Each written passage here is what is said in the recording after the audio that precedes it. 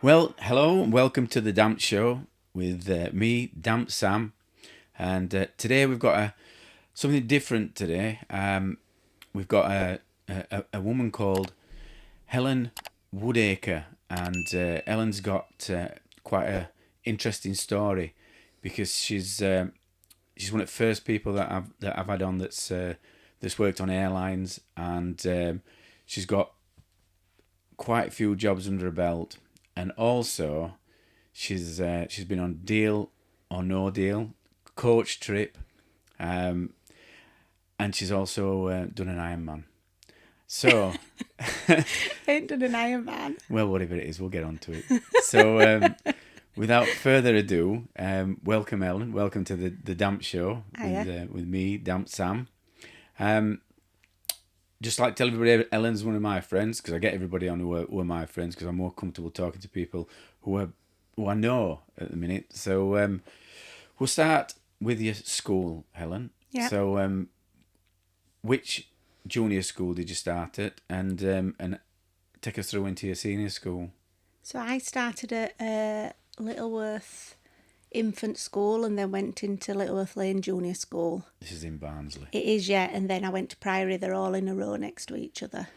What school? Yeah, schools. Did you go to old one or to new one? Is this one got pulled down? You went to one that got pulled down. Yeah, yeah. So it isn't there anymore. Yeah, on Littleworth Lane. So I started at that junior school. Went to senior school. What do you want to know about junior school? Well, when you were in junior school, were there any indications there that you were going to be what you're doing now? So that did you shine in any sort of subjects like, I don't know, spud printing or whatever, plasticine? At school, making? what I were really good at and I found really easy were maths, and I know that's something what some people really struggle with, but I've just found maths really easy, puzzles really easy, working things out. So that was something what I didn't really enjoy. I didn't want to think, oh, I want to be an accountant or I want to do something with numbers, but I always found maths really easy. So your that school, I'm just thinking now, that school, junior school were attached to it, weren't it? So you went into It wasn't senior. no, it wasn't attached, but they were bang next door. On You could same- walk. You could walk from one playground straight into next. But yeah, the buildings were actually separate. So then you went up into senior school, and how did you get on in senior school?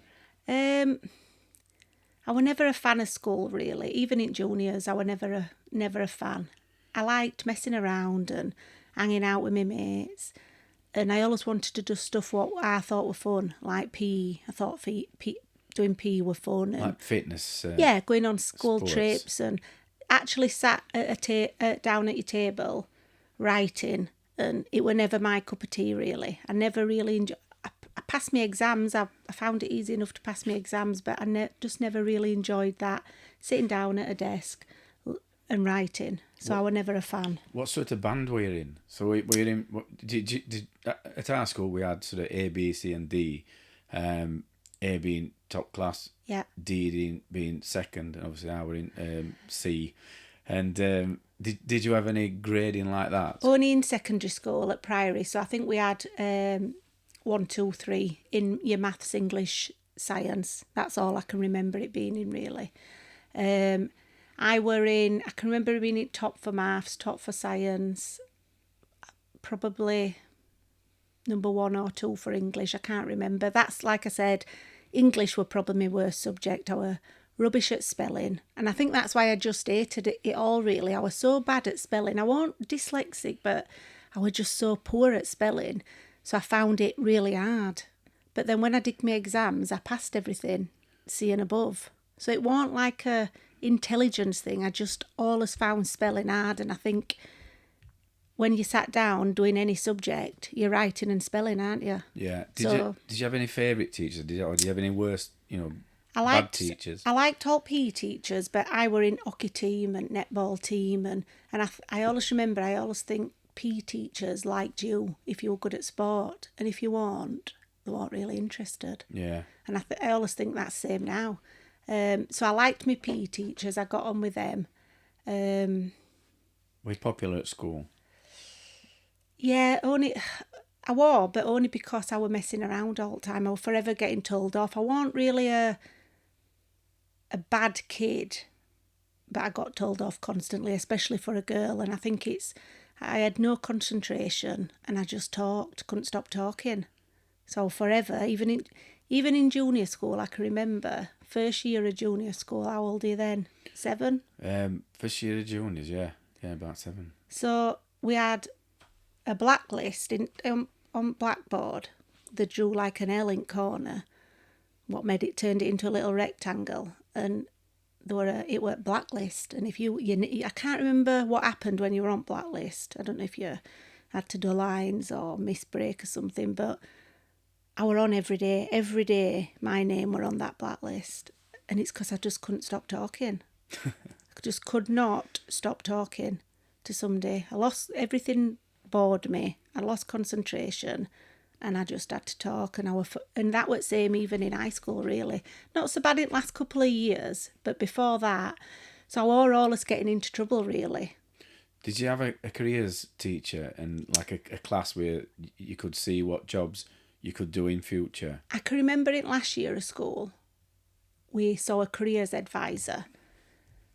I can't remember what we talked about. I can't remember. I can remember coming out and we were laughing because like she'd just said the same thing to everybody.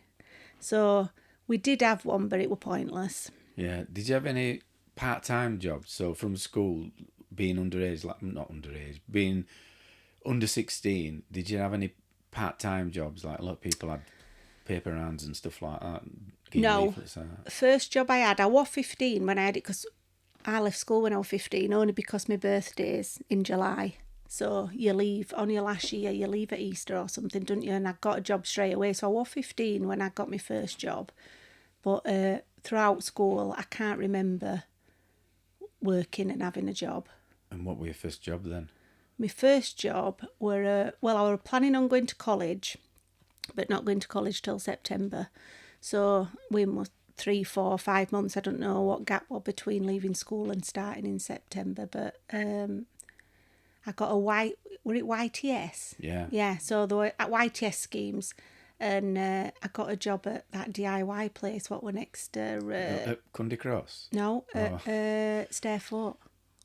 Next where Tesco is now. B&Q? No, it's not there anymore. Yeah, Tesco. Focus DIY. Oh, one of them. Oh, right, one of them. Yeah, so it's not there anymore, is it? They don't do Focus. So I had a YTS job there. And how did you find that? I liked it. I can remember, it's so long ago now, but it's nearly 30 years ago, but I can remember enjoying it. I can remember liking people who were there. Though this older guy there who I fancied, he had black curtains. That were exciting. But we used to work in warehouse, doing stuff, and then on shop floor. You never went on tills or out like that, but I knew I wasn't stopping there because I know we were going to start college, but I can always remember there were another girl who were on a YTS there. I forgot her name. And I think we got paid 45 quid a week. That doesn't sound a lot, does it? But I'm sure that's what we got paid. Or were you full-time? We went 5 days a week and it was weekend. I want to say it were full-time, but if not, it were at least like 30 hours or something. Yeah.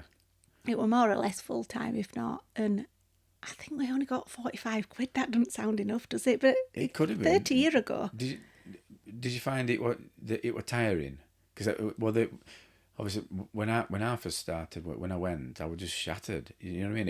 It was just a big shock because you've gone from school to working. Yeah.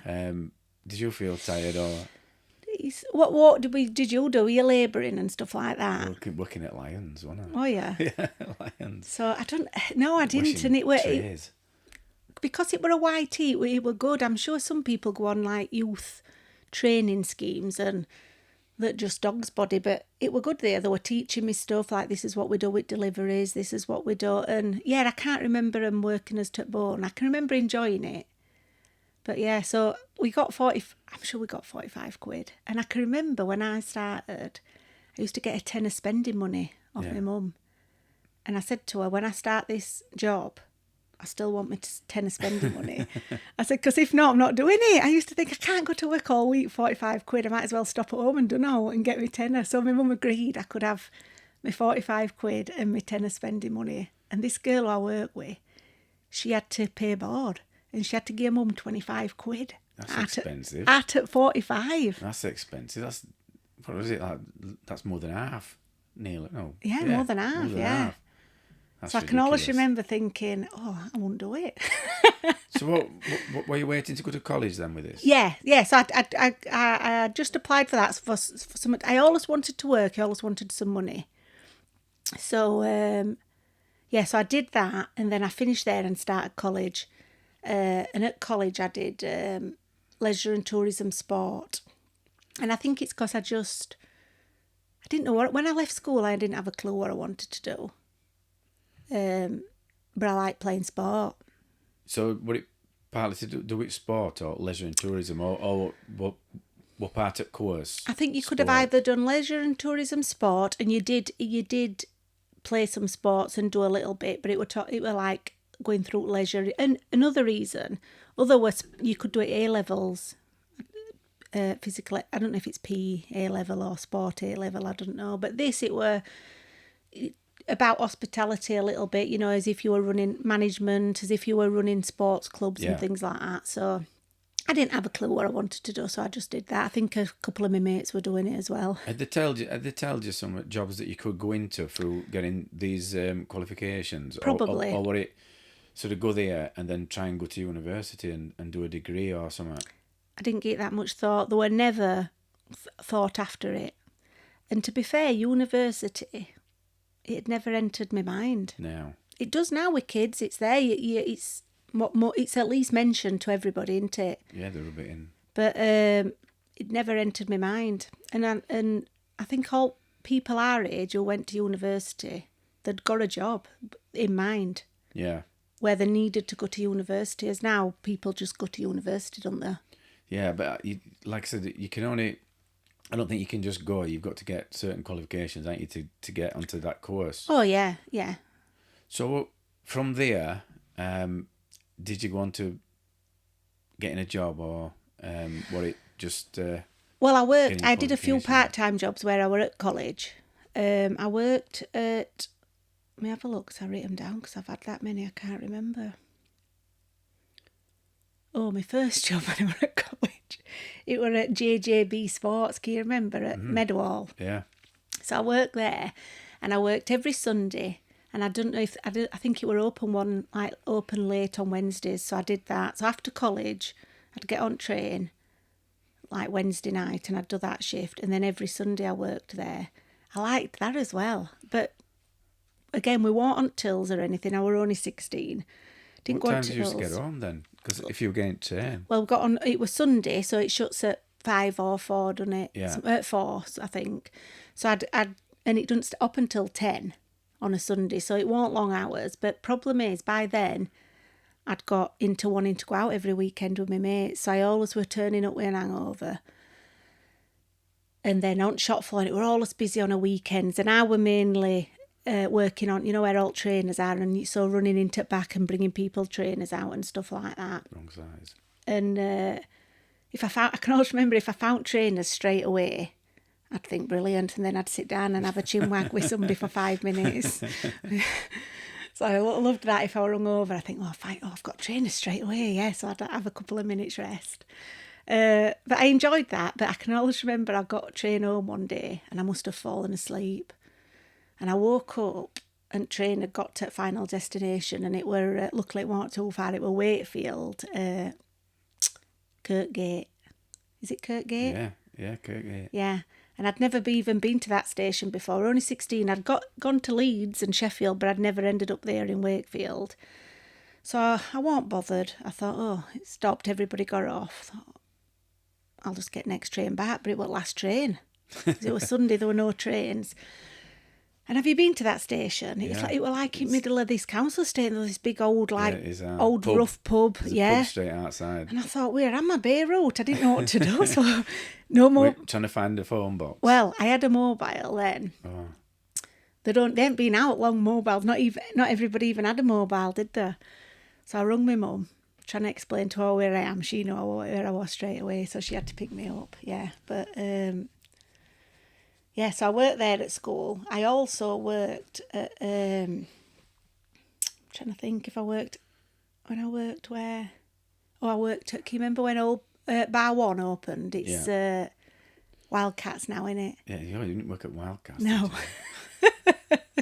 No, so I worked at not Old Bar One, it was Bar One. Well, Brett, your No, boss. he came after. All right. But he came after, so it had only just first opened. I don't know what it was before, but it was a pub. So I were only 16 then, so I couldn't work behind bar, so I started glass collecting there. Yeah. And I worked at Edenism nightclub as well That's a good gig. on Cloakroom. That'll have been an eye opener for you. Well, yeah, I was only 16, maybe 16, 17, I think, when I were working there.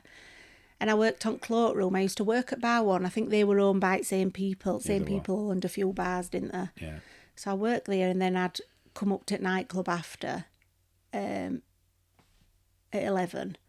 And then whoever were on Cloakroom would go behind bar and I'd duck Cloakroom. So could you go in nightclub, or did you ever go in while underage because you were doing courts? I did, but by then, nightclub were what all my mates wanted to go to Regent's Park. So I were all right. So I could go into Regent's Park underage for, Edenism. I'd been in Edenism once or twice, but yeah, it wasn't really where we hung out. But I didn't mind that on Cloakroom. So you're into bar work now then? So you're still at college and you're doing your Still bar at work? college. Done a little bit of retail, but mainly I'd just worked in a few bars, yeah. And then what happened after that then? So then I were nearly 17, I think, and I went on my first girls' holiday, 18s to 30s, Tenerife. Oh, And that's where college and bar work ended, because I went on holiday and I didn't come back off holiday.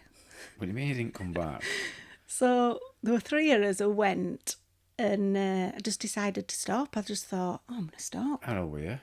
And my birthday's in July, so I were either nearly 17 or just 17. That were hard, is it? I've been playing them. Should be coming back. Well, do you know what? I think now I've got 2 kids, I think, how did my parents not just get on that plane and take me back? Because it's young, isn't it? And looking back, I think it were too young. I were too young. You are strong-minded though, aren't you? I'm very Stubborn. strong-minded, and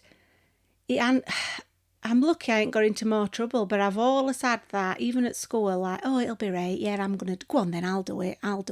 You know what I mean? I've always had that jump attitude. Yeah.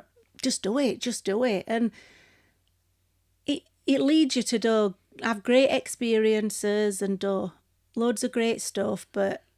So how long did you stay out there for then?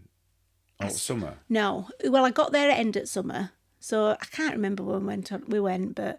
I came back before Christmas, and I came back because my mum, I used to ring my mum up, and she was always crying on phone. Oh, God. And I can remember once saying, Mum, if you keep crying, I'm not going to ring. That's horrible, isn't it? Can you imagine saying that? Yeah. My dad, he wouldn't even talk to me on phone. He was that mad. She's going out of stone. Yeah. Takes after me. So I can remember, and eventually I'd been wanting my tonsils out, and I'd been on waiting list for ages, and she was like, they've sent you a letter for your tonsils out. And so it were like, Tenerife's one of them places where people even go in winter, don't they? So It had got quieter. So I think I came home in December, and because I was thinking, because I wouldn't have stopped that long anyway. Do you know what I mean? I was never going to stop out there for years. Yeah. I just thought I'll stop a couple of months, and I think I ended up stopping 3 or 4. And then I came home so I could have my tonsils out. And did you have plans to go back, or No. Did you decide to get a job and or go back to college? So then college had done, because I'd missed college because I was meant to start back in September. Yeah. And I didn't start back. So college finished, bar work finished, because I'd just obviously not come back to the country. So I came back, weren't bothered still. And I obviously weren't that bothered about college, were I? No. Do you know what I mean? Yeah. To just stop and do that. So then my friend, she'd I don't know if she'd finished college or whatever, but she were on dole. She must have just finished a job or something. So we started job hunting together. And again, I lived at home. you've got no worries in world, have you? You're not bothered. I still weren't like worried about a career. I just thought, right, go to job centre up and Chronicle, I'll get a job. So we saw this job. We just wanted any job, money straight away, and then we'll worry about getting a better one. And it were an umbrella factory at through Penistone, as if you're going towards Thurgland. Manchester. Is it Ud Green, that? No. Thurgland. No, Thurgland's other way. As if it you're is, going to Manchester. Thurleston. No. It is. It's Thurleston and Green somewhere. Isn't it Ud Green? No. Have I made that up? Is that somewhere else? Ud Green's near Thurleston. All right. Anyway, so just Thurgland, sorry. yeah, wherever it was. It was Thurleston because it's on Manchester Road. It's that road that's going to Manchester, and it went on left across from. I know. Only reason I know is because there's an old vicarage that's on right across. What, somebody's done up and live in an house? Yeah, well, I plastered it out. Right, yeah, that's exactly where it was. He were our Alison's mate. He were a barrister, a divorce barrister. Handled our Alison's divorce really. And while I was doing it up, I could see it because it's like there's a big drive that you go down to it. It's not there anymore. I think they've built houses or something like. But yeah, they built some new builds, I think, haven't they? Yeah, yeah. So we said, right, let's just get a job here. And I couldn't drive. I was still 17 then. She'd passed a test and she'd got this little car. So I went, right, let's do that. Went for an interview, got a job. That were it. Starting Monday after. And we turned up there, and they told us what to do straight away. I didn't have a clue what it was. And I was thinking an umbrella, like when it's raining, an umbrella. And we were, I don't know if they did other umbrellas. I wasn't there long enough to find out. But it were, you know what you'd put up in a beer garden in a pub? Yeah. Them kind of umbrellas. Yeah.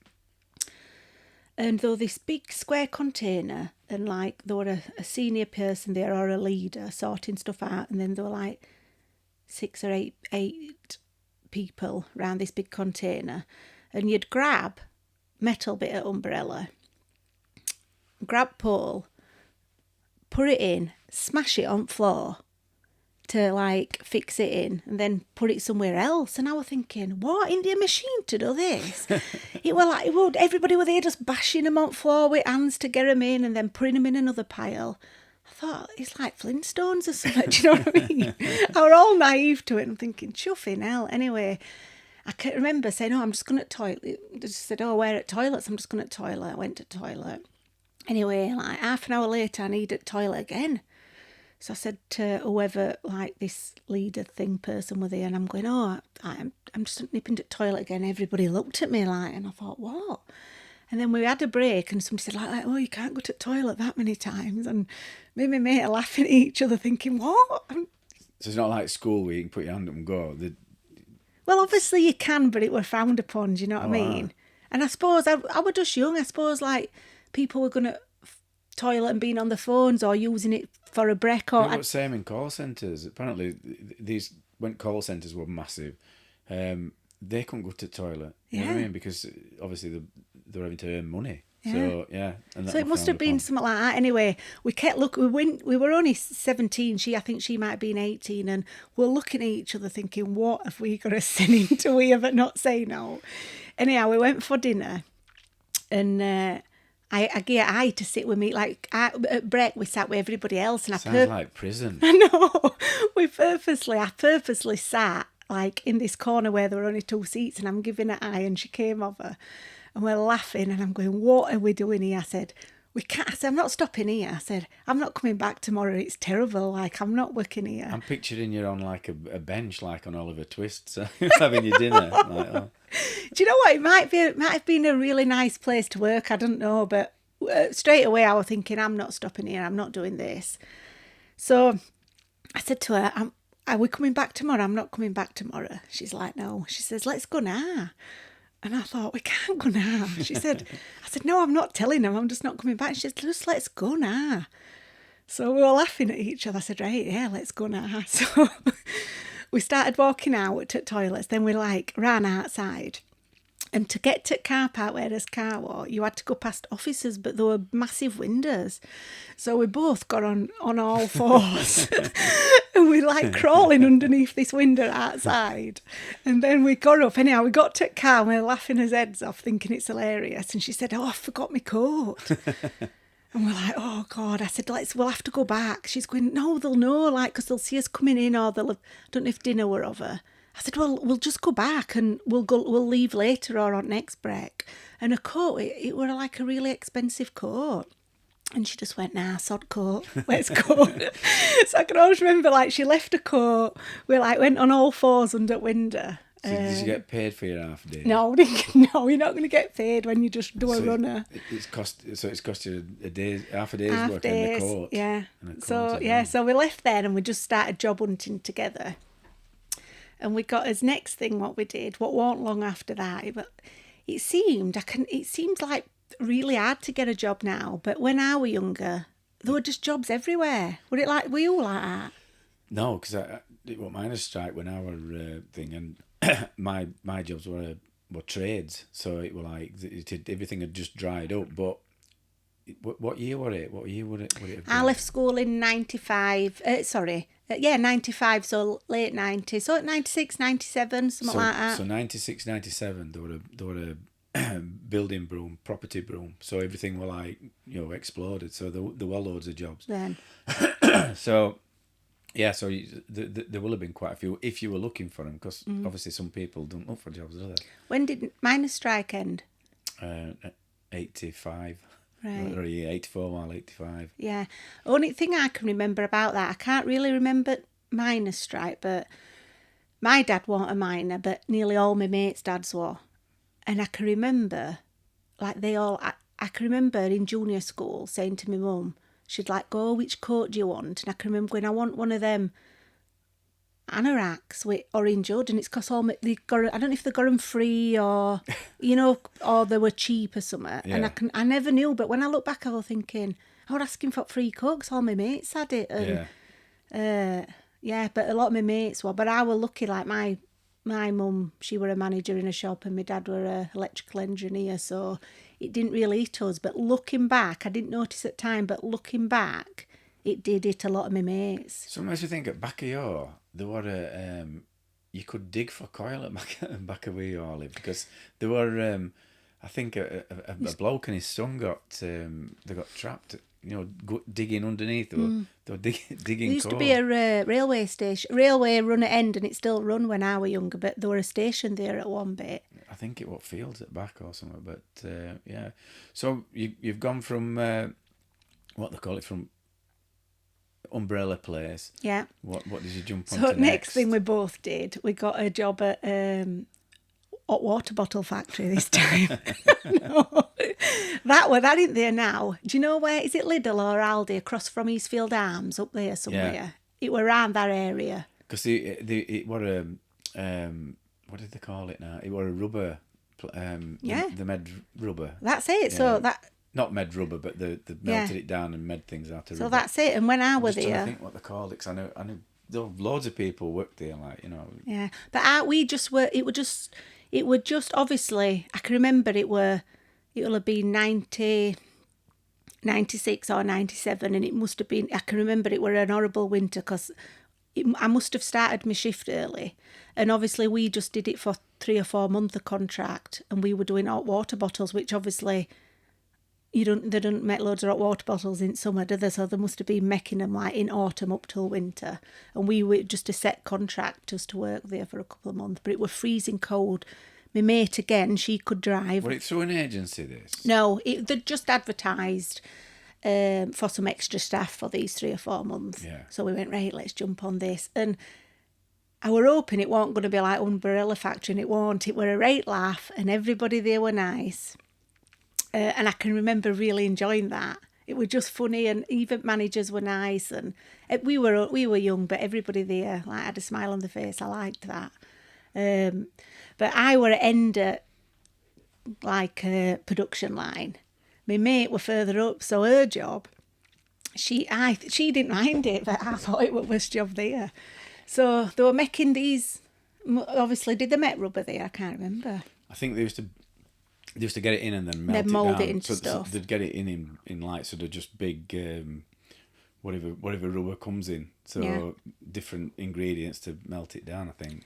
So when there were a big conveyor belt, and hot water bottle obviously got made, and then it came down to getting packaged at end where I was. She were in middle, and when it came down, she had to, we used to call them carrots, these like, it were bright orange carrot shape, and she used to shove it in a hot water bottle, blow it up massive, and then she had to put it in this big container of water. So her hands were just in water all the time, and she'd be looking to see if there were any leaks, any air were coming out.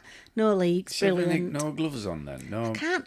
She must have. I don't know. But that would have made their hands sweat though as well. I bet her hands are wrinkly as old. Yeah, I just thought, what was the job there? But they said like you can swap, and she was like, no, she liked it. So she just put this big carrot in, blew it up, shoved it in water, looked for bubbles, threw it onto the conveyor belt.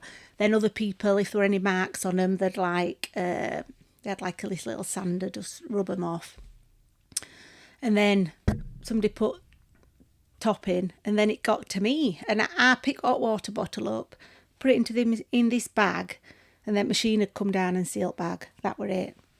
Only problem with mine was they had ribbed hot water bottles. They weren't good because the hot water hadn't dried off them, so they were harder to get in bag. Didn't like ribbed. I was like, my mate used to laugh and shout at because we were only there for 3 or 4 months. We knew it wasn't a career, so we just used to mess it about. And I can remember shouting down, Helen, ribs are coming, you know. And then another thing I hated there were some hot water bottles came in fluffy covers. Oh, wow. So I had to put them in fluffy cover. Yeah. That wasn't good. But yeah, we were there for 3 months. That were it. Other stuff, you did other stuff now and again, like if it was slow. They made some plastic for hospitals. Can't remember what, but I did a bit of that. It were just machinery. I'm just trying to think before the end of this podcast, I'll remember what they call company. It weren't Weldrex, was it? Weldrex. I don't know, because I used to always, we used to laugh as mates, and all the rest of us mates say, what you're two doing? We'd go working at a hot water bottle factory. And I'd said that so many times, I don't know what its proper name was. Yeah. But I do, because everybody used to say it all the time. Because a lot of my mates worked there when they were like 16 or 17. Because it was a big employer, I think, in area. But so what happened after that? Did you get? So you just left after contract, or you didn't get sacked? Did you? No, I didn't get sacked. It were just. I can remember being there when it was freezing cold. So we probably just went for autumn, and it were 3 or 4 month contract, and then they'll obviously stop making hot water bottles then, and probably doing something else, aren't they? And then start doing it again as winter comes. So then I just applied for jobs, and there were a new shop what had opened in Alhambra Centre, hadn't been built that long then, called Officers Club, selling men's clothes. So I got a job there at retail. Worked there for, I don't know, I think I was 17, 18. I was definitely 18 when I was there. I'd got a car and passed my driving test. So I must have been definitely 18. Worked there. Oh, I'll tell you where I worked before then as well. I worked at Next in Alhambra. Yeah. I worked at a YTS then at Next. You'd have been there when... That's what I knew. She was manageress, Michelle, they called her. Yes. And she right tall, nice looking, slim. Blonde hair, yeah. It's my mum's mate's daughter. She passed away. She got... Has she? Oh, years ago, yeah. She's older than me. Is she about your age? She's about 2 years younger than me, yeah. Yeah, Michelle. no, has she? Yeah. I've seen her. Ain't seen her lately. No, but I think... It was about... I feel like I've seen it last 10 years, about 10 years ago. I bumped into her somewhere. Oh, it might be a different lass then. No, it ain't really tall, unless it were longer. Long. Nice, really nice looking, tall. Yeah. Yeah, Michelle. Yeah. She was manageress and yeah. And then she went to Meadowhall. Probably, yeah. Oh, she came from Meadowhall to Barnsley. Yeah. I think she came from Meadowhall to be... I were already at Barnsley branch, and she came, I think, from Meadowhall to be assistant manager at Barnsley. Yeah. Oh, yeah. God. Sorry to bet. No, but she's bad news on. She's only one who I can proper remember, and probably only person I've seen since. Proper, really pretty. Really good looking, wasn't she? She was really nice as well. She did some modelling when she was younger. Yeah. Lovely lass. So did you last long there? I think that were before a water bottle factory, and it were a YTS. And I think you don't get paid loads, and I think I just wanted to start working, so packed it in for half day at Umbrella Factory. Yeah. And then for 3 months at Water Bottle Factory. Yeah, so, but I can remember enjoying it at Next. I liked it there as well. So then I worked at Officers Club. And then after Officers Club, do you know BXL at Darton? Yeah. Well, it used to be called BXL. It were called BP Chemicals when I started. So I got a job there, and that were loads. It were always good money there. So I was still at my mum and dad's. Well, Mo worked there. You know, Mo I interviewed. Yeah. Yeah. He worked there when it were after me, obviously, because it Yeah. wasn't BXL when he was there, Yeah. were it? So that's Miles. Miles, that's it, yeah. Miles McDermott. So it's a printing shop, isn't it? Yeah. Printing. So when I worked there, main thing they printed were bread bags. So bit I worked in is they'd printed all massive rolls of these bread bags. Then they came up to machinery where I was. These massive rolls would probably weigh a ton. Do you know what I mean? We'd bring them up, get them onto the machine, thread them through, then set them off. And my job was to, obviously sometimes it got stuck or plastic would start burning, or it'd rip and we'd have to rethread it. So we were doing that. And then blades would all get gunked up with plastic, cleaning them. But we were testing them for quality. So its bags were flying off every so often. We were testing them, making sure its seals were strong enough and stuff. But I loved working there because it were 12-hour shifts, 2 days, 2 nights, 4 days off. Yeah. Most money I'd ever earned. Continentals, they called them, didn't Yeah, yeah, they did. Continental shifts, yeah.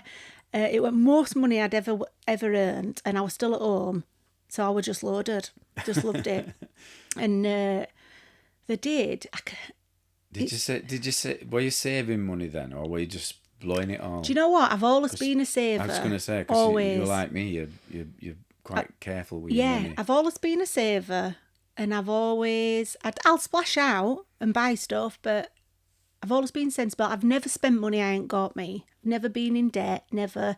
When I got my first car, I had money in bank because I used to save me spending money. Not so much spending money, Christmas money, birthday money in bank. I had a Bradford and Bingley little book, and I used to be like, oh, look how much I like it. I mean, my brother, the minute he burn a hole in his pocket, he got some birthday money, spend it. Me, straight in bank. That's how easy and Sonny, but other way around. Yeah. He's a saver. She's just like, no. And I wanted to I'd save my money and want to spend my mum and dad's. I was like that. That's how easy. Yeah. So so when I got my first car, I can remember my dad saying, whatever you save up, I'll give it same. So I were on it. And I think I'd saved like a grand and a half. He weren't expecting me to save that much. And so he had to give me it same. So I went and got a Punto, my first car. But I've always saved and never really got myself in debt. I've always been quite sensible that way. So when I were there at BP, they let you have share scheme. And share scheme where every year you could buy $3,000 of shares straight out. And then in 3 years' time, they'd give you the same amount of shares. So you were doubling your money straight away. That's brilliant. But also, BP shares just used to go up all the time. Yeah, blue chip, aren't they? Yeah, they'd fluctuate a little bit, but you never lost any money. And 3 years later, you were doubling, but you just couldn't sell them for 3 years till you gave your others. So every year you could buy $3,000 straight out, and also you could have 250 quid out of your wage every month as well. To buy ongoing shares, yeah. So at end of year, you could buy $6,000 worth of shares, and 3 years later, they give you another $6,000. So I did that straight away. As some people, they wouldn't want to give 250 out of the wage, but I was like, I can't not. So you'll have worked it out in your head straight away, and you'd have gone, that's like free money. It's free money. I'm doubling my money. And it's easy said, if you've got 2 kids to pay for and a mortgage and commitments. Yeah, it's easy to be good with money when you've got some into it. I always think that. Do you know what I mean? But if you think if you think logically, any free money, it's like these ice things what government do. this year I missed out. I found out about it because I've never put into an ISA. I've always invested in other stuff. But I found out this year, if you took your full quarter of your ISA, which I think it were $8,000, government gave you $2,000. So if you put $8,000 in, you got $2,000 off at government, plus you got interest as well. Weren't they any... What, for everybody? Or were this only open to certain people? No, you can top up your... I think it was something to do with this year. It might be forgetting economy. It might be a special thing for this year. How have we not done that? I don't know, but I read about it and then I phoned me... That can't be right. No, it is, it's right. And then I phoned me, what they call it, woman who was sorting my mortgages out, Catherine. And I says... Financial advisor. Yeah, I says, what other week? And I says, how can I get some money in that? And she went, oh, you're too late. She says, it were last week when it shut. Oh, like, right. That's just a free $2,000, isn't it? Yeah. Yeah, so I've always been sensible like that. But like I said, my first $3,000, I went to my dad. Dad, can I borrow $3,000? And my mum and dad were like me and go, well, yeah. So I were paying $250 out my wage and then paying my dad another $250 every month. Yeah. Because I wanted, as some people wouldn't have done that, they'd have thought, I'm not losing £500 a month. As I were like, how can I not? Somebody's going to give me £500. So yeah, so I did that when I started there. And then I can always remember you could do an overtime shift and you'd get paid time and a half. On a Sunday, you'd get paid double time. And the long shifts are 12 hours. So I always did 2 or 3. If I did 3 or 4 overtime shifts, that would have been me £500. Yeah. So, yeah, so I worked there. How old were you then? Did you say 18, 19? Let me have a look. I wrote it down because I thought, I've had that many, I won't remember. I worked there twice. I think I were 19 when I started there. Sounds like a good job though, you know. Brilliant. Again, I never really worried about work. I didn't want to work there forever. Yeah. But it were all right for now. It were good money, good company to work for. Yeah. But I were never giving it much thought. But if somebody said, do you think you'd stop here? I'd think, oh no, I'm not stopping here forever. But I didn't have a plan. Yeah. And I left there because my boyfriend at time then he used to play sport in England, cricket, and then in winter he'd go abroad to play cricket. And I just started going out with him, and he said, I'm going to Australia, we're going to Perth, are you coming? And I thought, and I've got that, yeah, why not attitude. So I packed job in, said, yeah. So I said to my dad, my boyfriend's going to Australia for 6 months for winter. I'm going with him. And they're like, oh, you're going to lose your job. You're going to do... And I'm like, not bothered, I'm off. But again, I said, like, can I borrow some money? I borrowed some money for flight. And I'll never mind. My parents would always... Even now, if I said to them, I need 10 grand or I need... They've always give me money, but I've always given it back. Always. Even sometimes, like, if I borrowed some money for something... I can remember my dad once, he'd done something in my brother's garden, like paid for fencing or something, give him £1,000 for something as a present. So he said, and I still owed him £1,000 for some money I'd borrowed. And he'd gone, oh, it don't matter about that last £1,000 you owe me, because I've just bought our Andrew this. And I'm like, no, if I borrow money, I'm giving you it back. And he's like, it don't matter. I went, no, because I'll want to borrow some more money off you. If I borrow money, you're getting it back. Yeah. And they always, whenever I asked for anything, just went, yeah, no problem. And I always gave him it back. Yeah. So, and I've always been like that. But my main reason for getting it back was I needed to feel comfortable next time I wanted to ask. Well, that's it. Yeah, so I said, like, can you pay for my flight? Flights were like £1,500 or something. And I'd got some money in bank because I worked at BP. I didn't think I had to borrow any more money at that time. I think I might have had, so I was saving, but, you know, I'd probably had a couple of grand in bank as well. I was always sensible. So I decided to pack that job in, and again, it wasn't my job for life, so I wasn't bothered.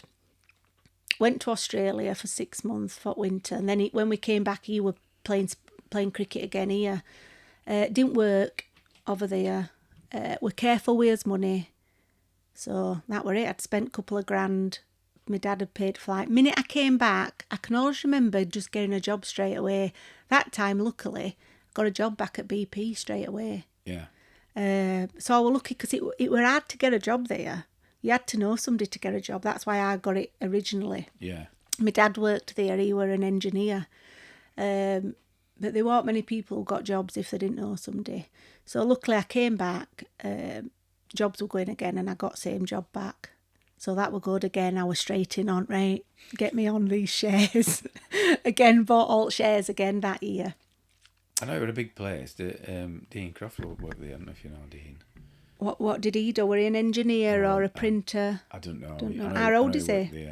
Again, he's passed away now, Dean, God bless him. But my age, he's been my age. Yeah. But he went into football and everything. But I can't. And there were 4 shift patterns as well. Right. So when I was there, it were a vast place. Yeah, it weren't loads of staff, but it were a big place. And yeah, you were either imprinting or you were one of engineers work. There were machinery in every factory, and then 4 shifts. So some people had worked there at the same time as me, and I might not have known them. Yeah, so I got a job back there at BP again. Kept that, and then winter came. I think we stopped. I might have come back for a full year then. We didn't go away that winter. We went away winter after. We went to Sydney. When we went to Sydney, we got working visas. So when you go to Australia, you can just get an holiday visa normal, which is quite easy to get. But if you're going there, first times we had to apply for visas because you had to apply for a 12-month visa because we were going for 6 months. And then that time I got a working holiday visa, and you could only have one. I think you can have more now, but you could only have one of them. And we knew that, so we said, right, we're going to pick it when we're going to have to work. So we got us working holiday visas, and they were mainly for people who wanted to go on holiday but wanted to work to fund their holiday. Well, for people who were backpacking, really. Yeah. So there were some, you could only work, I think, for 3 months or 4 months at one place. You had to keep moving. It wasn't to get a permanent job. So I had a couple of jobs there. I worked in this, in a bar it were on beach somewhere. When we lived there, we lived at Bondi. And it were further up coast somewhere. Like, I don't know if it were a big hotel or something, but it were a really big place. And I used to work at this bar on weekends. And then other job I got there, I think that was second job, so I didn't do it for very long. First job, what I did is, have you been to Sydney? Yeah. So in centre. I was there with you. Did you come over? Point. I don't think it was this time. How many times you been? Once to Sydney. Yeah, they went out. When I was there then? I don't remember. When Dougie was like about 20 stone. Dougie and Ryan were there when I can only remember them coming. They'd been travelling round and come. Did they go twice? No, Dougie went twice. Were you there the first time when Brody was there? I went when Brody came. Were you there when Brody came? No, I went second time. Right, yeah. I can remember Brody being there. They came, they were travelling. They'd just come on a long holiday, hadn't they? Yeah. So I think it was year after. It'll have been year after when... I thought you'd come out. But no. Did Al go just... Alex went by himself once just for... Anywhere to university place. Yeah, so he came just for winter for like 6 or 8 weeks, didn't he? So I'd gone out there and I met them while I went out there. You went 2 years after me. Right, 2 years. 2 years after I went to Sydney, you were there 2 years later, yeah. So we got a place at Bondi Junction. And first job I got, it were Victoria Building, Queen Victoria Building in centre. Yeah. Can you remember it or not? It were, you will have liked Shopping it. centre. Yeah. Yeah. And it was lovely. Like one of the oldest buildings there. It was so yeah. pretty, wasn't it? It was gorgeous. All architecture's lovely. Yeah. It's a bit like in Leeds. It reminds me of Victorian Quarter in Leeds. Yeah. But probably all under one roof and like just really all high. Enclosed, wasn't it? That, yeah. But so I got a job there, and I think I just stopped there for as long as it'd let me. Like if it were three months or something, then I just got that little bar job after. But I worked in retail there in, I can't remember what it was called, this women's clothes shop, like this little boutique. Loved that. because we went that. In fact, I've been 3 times to Australia, all for 6 months, and Sydney were best. And I don't know if it's because I was working as well. Yeah, probably. So after work, we'd all go out and you'd just go out in city for drinks or down to Rocks. I had a really good time in Sydney. I loved it. So I had a job there in retail and then worked as a bar. Then came back from Sydney. I'm trying to think where I was then. I got a job at, again, I came back and I can remember thinking, I'll have a couple of weeks off. I hadn't seen any of my mates for 6 weeks. So I had a couple of weeks off. Then I thought, right, I'll just start job hunting.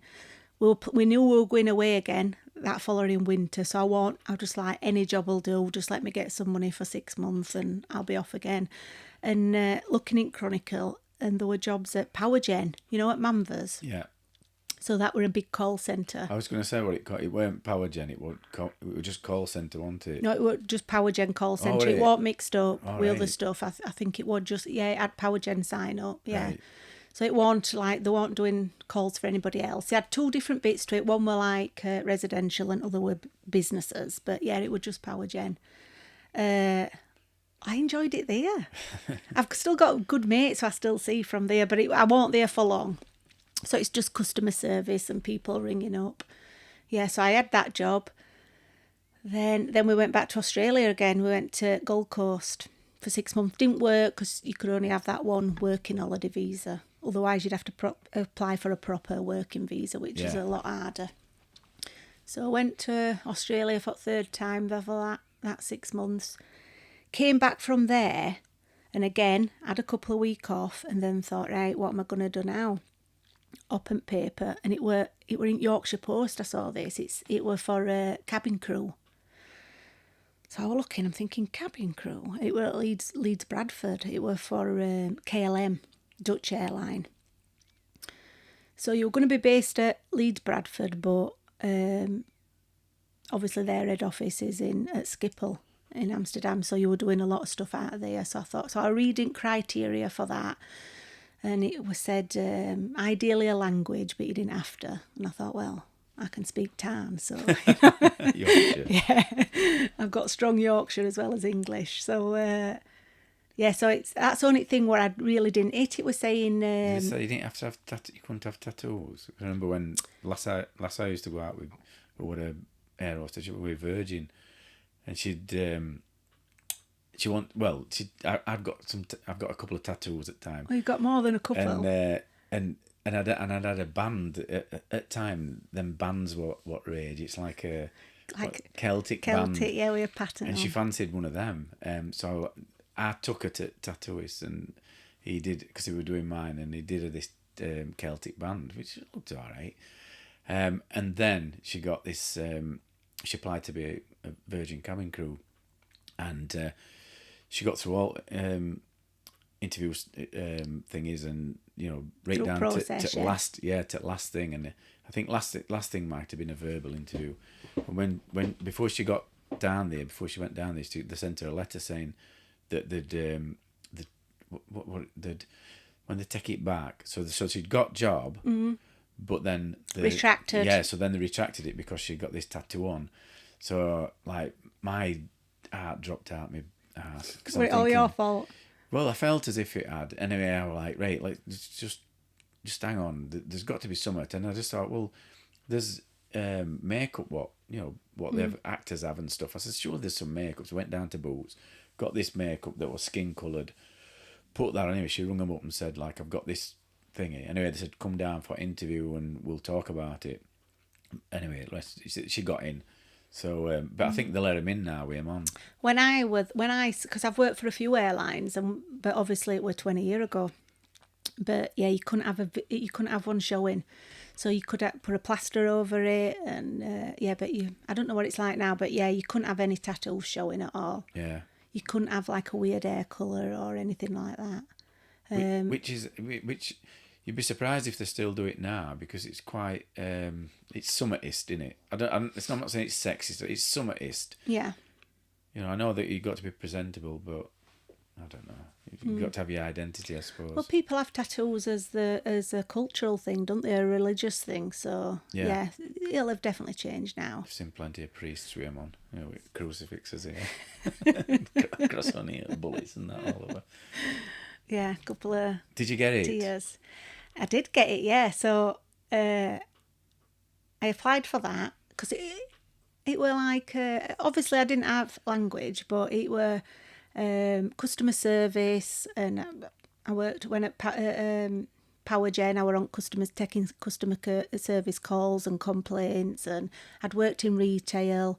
I think they wanted like hospitality, so when I'd worked in bars in Australia, I think I exaggerated what I would do in Australia. I probably told a few fibs. Did you? So obviously you filled the application form in, and then you got an interview. Was that face-to-face interview? First interview, it were in an hotel, and they were doing group interviews. You did at end of day, you did a one-to-one, but there weren't that many people there. There were probably 15 people then. We're doing group activity stuff. See, I read up about at time when last I was seeing when she applied for Virgin. It was an article and I'd read. I don't know whether I read it in a paper or in a magazine. And it was, I mean, I've never read any interviews, maybe a couple, but I always used to read about interview techniques and stuff. But with cabin crew, what they said was they'd ask a group of them to come to an hotel, and they used to watch who interacted and stuff. So I'm telling her, like, make sure you go up to people and shake their hands and ask them, where you're from and all that. Yeah, so they'd get you to. I can remember thinking that time, and I don't know if it were at KLM or other airlines I've worked for, because they all go into one. But I can remember in group interviews, they're asking you to do stuff, team building stuff, work things out, and some people sit back and say nothing. And then other people are taking over. And it's pretty obvious if you're clued up, but they're wanting to see you interact with other people. It's not actually who's going to get it done. You've got to be sociable. Yeah, that's it. And that's what they're looking for. They're looking for people who are polite, because everybody's there as a stranger. Somebody who's comfortable talking to strangers, being polite. If somebody wants joining in, I'd have gone, do you want to come and help me with this? And that's what they're looking for, aren't they? Yeah. They're looking for a nice person, really. I was good at pretending to be a nice person, so I got a job. You are a nice person. That's why you knock about with us. So you got a job, and did you meet any nice people while you were there? So, yeah, I've still got some of my best friends from when I was flying. They're still my best friends now. So, yeah, I've met loads of friends. But when I was there were only 2 jobs. And there must have been, they did a couple of days of these interviews, and I knew there were only 2 jobs, so I thought chances are I'm not going to get it, but I did. And it were a guy who started, and we had to do all his training in Amsterdam. And it were that you train for ages. It were maybe 6 weeks or something, and we used to fly out on a Sunday, spend 5 nights there training, kept coming back for weekends. And they showed us everything. They showed us like where the people don't roster, because it's massive KLM. But I were on smaller planes, just go in and out of Europe, really, to major cities. They're like feeder planes. So anybody going on international, massive planes with KLM. Long haul and short haul, I think it is. Yeah. So I were on City Hopper, they called it, which obviously just went to cities. And we only flew small planes. I think I once went out with a last called City Hopper. I'm only kidding. City Hopper, if you're listening. Yeah. So we flew Fokkers. Oh, wow. They don't make them airplanes anymore. But they had they were Fokker 50s, and they still had propellers. They were little 50 seats on. And then there were one in middle, I think it were a Fokker 70, and then Fokker 100s. So I bet it was a right laugh on your watch when you were on about planes all the time. F this and F that. I know, I'm working in Amsterdam with Fokkers. Yeah. They'll be like, yeah, I know what you're doing in Amsterdam. Yeah, so I worked on them. They were jet engines, other 200, but they were never big planes, so most were 100 people at once. So they showed you planes, and we got to see where all crewing were, everything, even catering. They do all their own catering on site near airport. It's that big. And then we had to do all exams, and you have to learn everything first aid stuff, security stuff, what to do in an emergency situation. And it's stuff what, are probably never going to happen, but there's so much what could happen. You've got to learn it all. Then you've got to pass your exams on it. But what I can remember at KLM... You've got to be desensitised to stuff as well, so they show you a lot of crashes and things, don't they? They showed us I'll tell you what, again, I can't remember which company it was, which airline, but I don't think it was KLM, it might have been another airline. They showed you stuff like Hillsborough disaster. And it worked because we were dealing with, thing is, when you're in a plane, if anything happens, it's major. Yeah, you ain't got to panic, have you? So no, but it's time sensitive. Nobody can get out. You can't freeze. Everybody's stuck there, and nobody can get off that plane until you land. And depending where you are, you know what I mean? Like when they showed us Hillsborough, I can always remember they were showing us how quick it spreads and how people have made wrong decisions. And they circled a few people who were nowhere near fire, and they were like, "Yeah, you see that little lad there and that girl there." And not fire. Crush. Are you thinking of Bradford? Bradford. Oh, Bradford yes, Bradford. Sorry, yeah.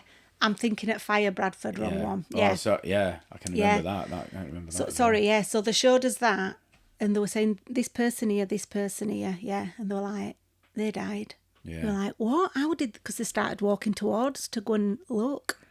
And they were like, yeah, and it spread that quick. You were like, how can they have died? They're nowhere near fire. Yeah. But obviously they went... They couldn't get back. No, because I think they started exiting out at wrong exits then, and it just made you realise. This is when they had fences in grounds, so they couldn't get out at fences. Doors were locked, what should have been open, and things like that. One big full wooden stand as well. So when you stood next to a bonfire, when you're close to a bonfire, you can feel heat, can't you? So you have to stand back. This was a full stand. Yeah. So imagine heat that come off of that. It were awful. I can remember it at the time. Awful. But so you're doing your training. Yeah. You've sort of gone through all your stuff. You've passed your qualifications and that. What tiers is there? So do you start as like a junior or?